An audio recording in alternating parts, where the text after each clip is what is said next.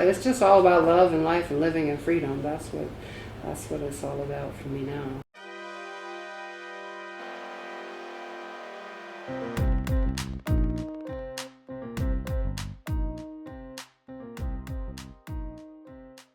Welcome to the Rich Spinster podcast. This is Alexis. And you know what I have been watching a lot of this week and what I've been thinking a lot about this week? Thank you for being a friend. I love the Golden Girls. Can we talk about it for a moment? Can we talk about Rose and Dorothy and Sophia and Blanche?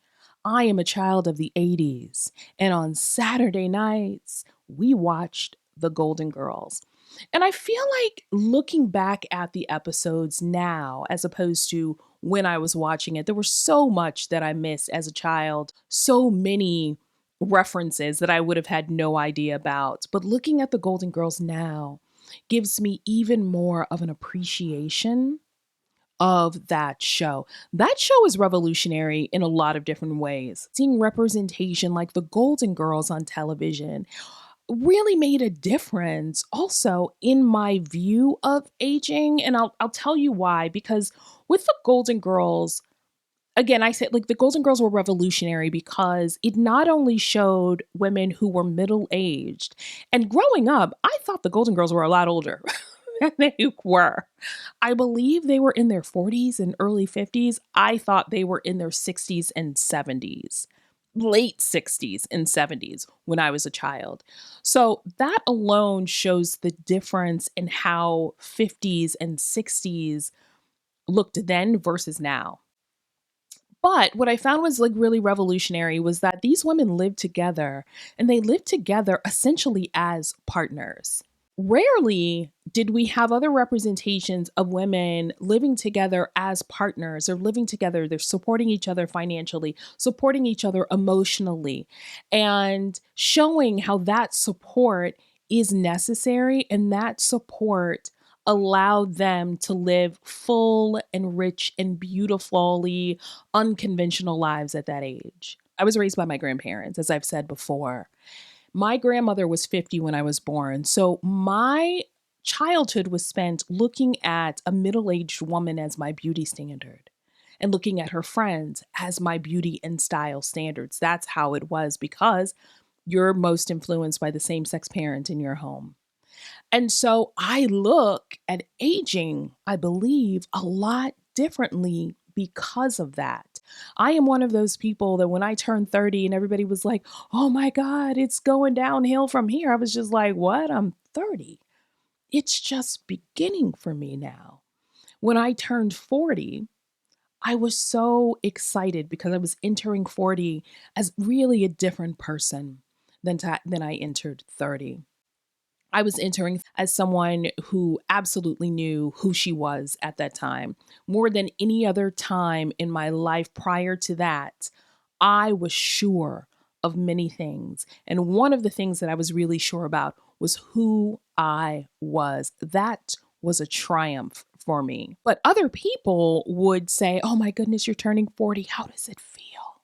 And I would be like, girl, you're 37. Like, it feels kind of like yesterday when I was 39. I was perfectly fine with turning 40. I was excited. I felt like a real woman at 40. I was thrilled about the future. And as I have a milestone birthday approaching next month, I am even more excited about the future. I feel even more of myself. I feel smarter. I feel more secure. I feel better looking. I feel sexier. I feel more motivated. I feel more committed. There are so many things that have happened in life that have brought me to this point, and I am thankful for those things. And I think that representation of those Golden Girls it was so important, though I did not know it was important at the time. It also showed them dating and falling in love. And so, because again, I'm raised in a household where I'm looking at a middle aged married woman, my grandmother, and I see love between people who are considered older. That wasn't foreign to me or wasn't something that I considered gross. It was something that I considered very normal. Seeing that representation, seeing them date, and seeing how at that age they weren't dating out of desperation, but they were dating from a standard that had already been established. They knew who they were. They knew what they would accept and wouldn't accept. They knew what they were looking for. They knew what they were not looking for. We were exposed to an inner world that people tried to tell us was all about loneliness and cats. Their world wasn't about that. It was about community. It was about still sharing your gifts. It was about being in love. It was about having sex. Everybody knew Blanche was fucking. We also got to see the impact that society did have on them. The ways in which that when one of them would, let's say Blanche was wearing something that was considered risque, how Dorothy, although smart and bold and strong in her own right, was still conservative about certain things that she thought was appropriate for a woman to wear. And so I used to see that and hear that banter, and it just reinforced how I felt about there being no such thing as age appropriate attire. I feel like whatever age you are and you put it on, that's the appropriate attire. I think it was really important for me to see those episodes and listen to them having those conversations. I'm all for people, whatever age you are, wearing whatever the fuck you want to wear. They're not dressing to please you. They should be dressing to please themselves. If you don't want to wear the booty shorts, fine. You go right ahead in your Baptist attire. But I feel like when we are telling women not to wear things at a certain age, that is just another way that we are controlling them and policing female bodies. So I love the fact that the Golden Girls talked about that. The Golden Girls also talked about race. I remember an episode when they were trying to figure out who had been with a black man. And y'all know somebody had been with the black man. I'm going to let you guess who. I love that they talked about longing for the past and the good times that they had in the past. And at the same time, talking about their marriages and how their marriages weren't perfect and in ways in which their partners failed them and ways in which they failed themselves. I love that when they had a problem, they didn't just lean into themselves to solve the problem. They had community right there to talk about those problems at midnight over a cheesecake. It was so great how these women got to navigate the terrain of their new lives and how they kept loneliness at bay because they had a support system. Friendships are so important in the lives of women in general, but especially in the lives of women as women age, that I think the Golden Girls giving us the examples that they gave us of friendship and what it means to live your life fully as a woman and what it means to partner with other women, to have these support systems. I think it's so important. And I think we need more of that now because there are so many women that are suffering from chronic loneliness and they don't have to. I think people don't talk about loneliness when it comes to aging, the loneliness that people who are aging may feel if they're unmarried or if their partners have passed away, if they were single parents and their children are out of the home. Those things are not discussed. And they were discussed during the Golden Girls series. There were also women that weren't afraid to share their talents and share what was unique and special about themselves. And they weren't women who played it small often. And when they did play it small, there was always somebody there to tell them not to do that. Which again is why I believe that Golden Girls showed us what community really looked like for older women and why it's so important.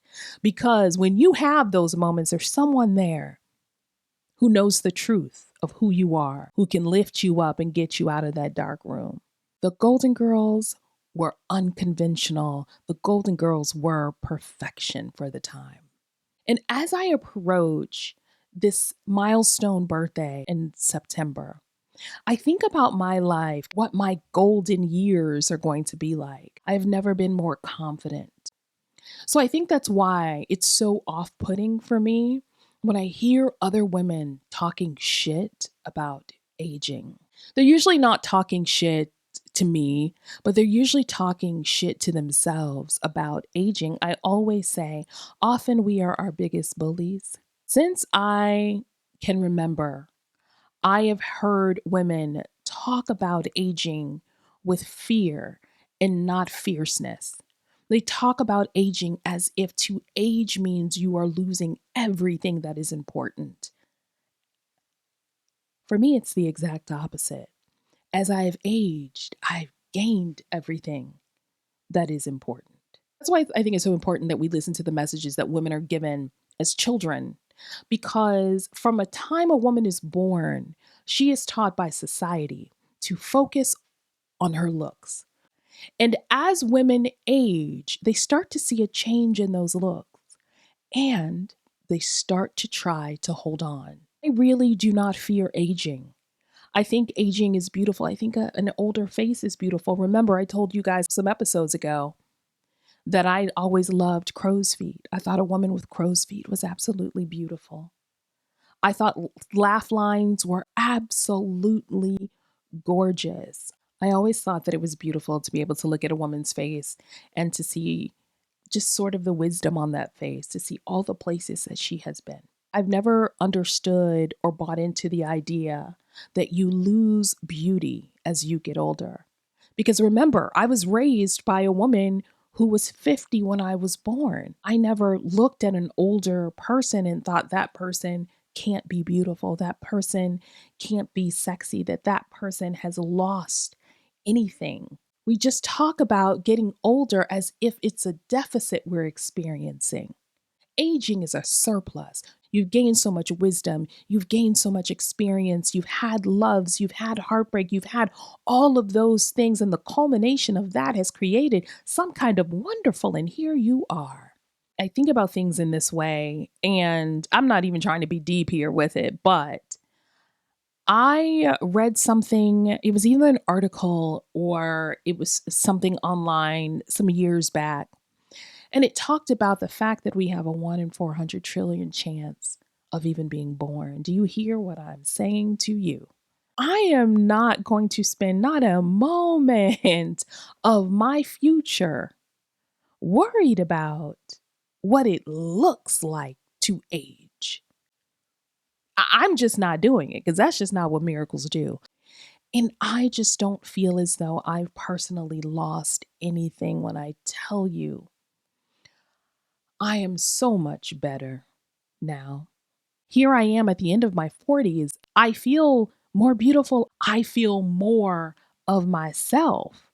And so when other women are sitting there complaining about the bags under their eyes or whatever wrinkle they have discovered, I understand that your entire life, society, and society, let's be clear, is just a bunch of people. So society. So you're going to listen to society?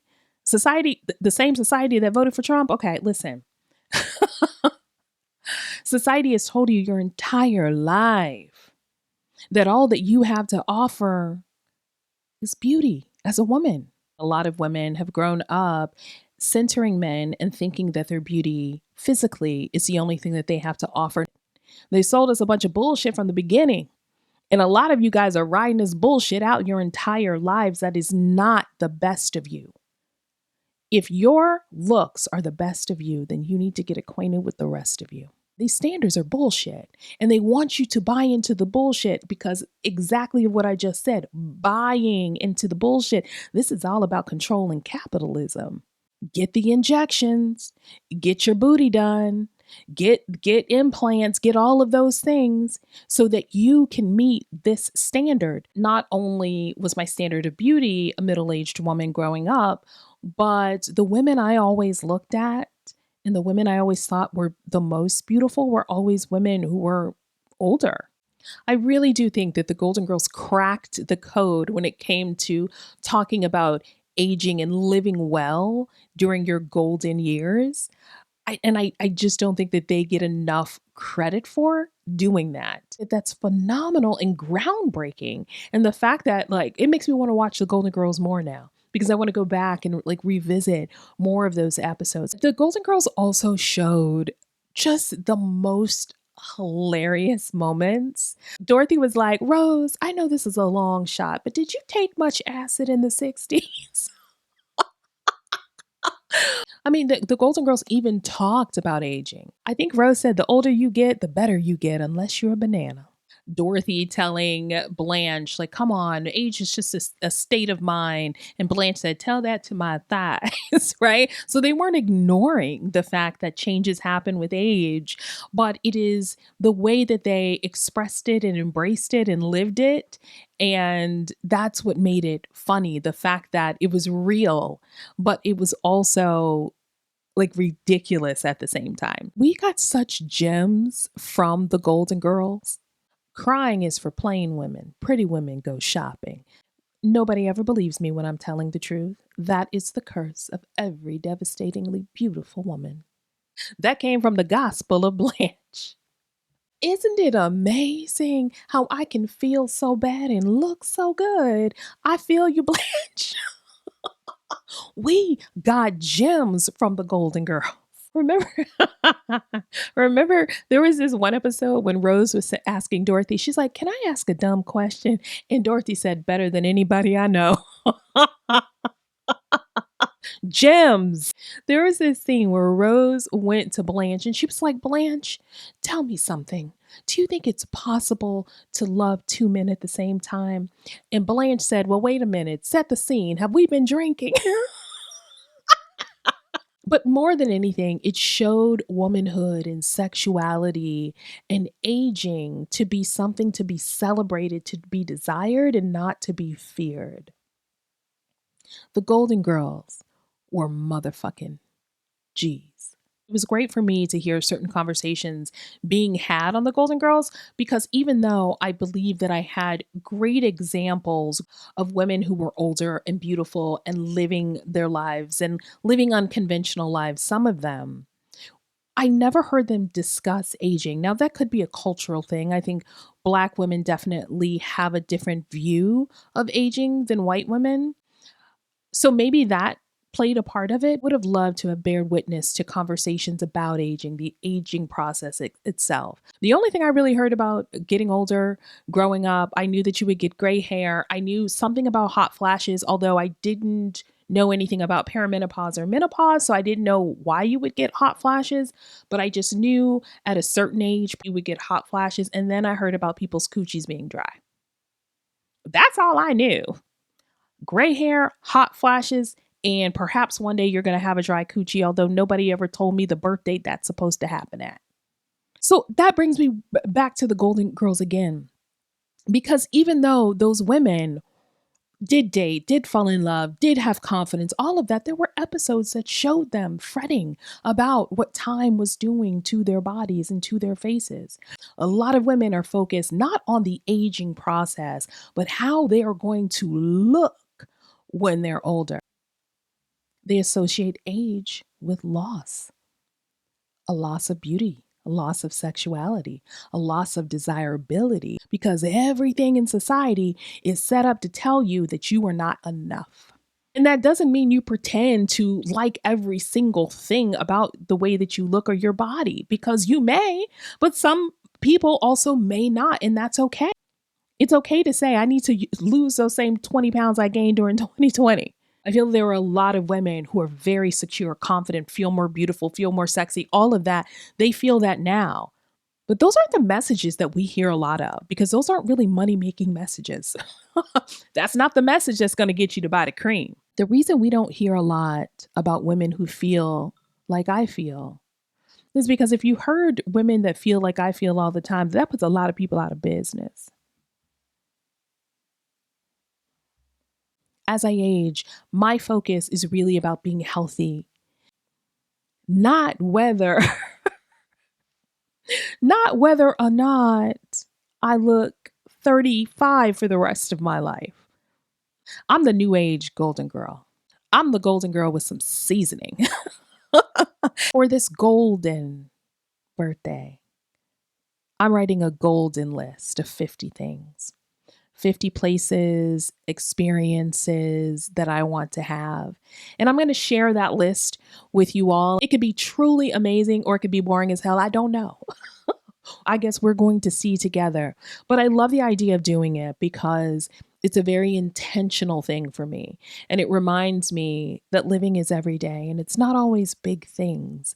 It's small things, right? One of the things on my list is to take out my nice china and have afternoon tea just on a random Wednesday.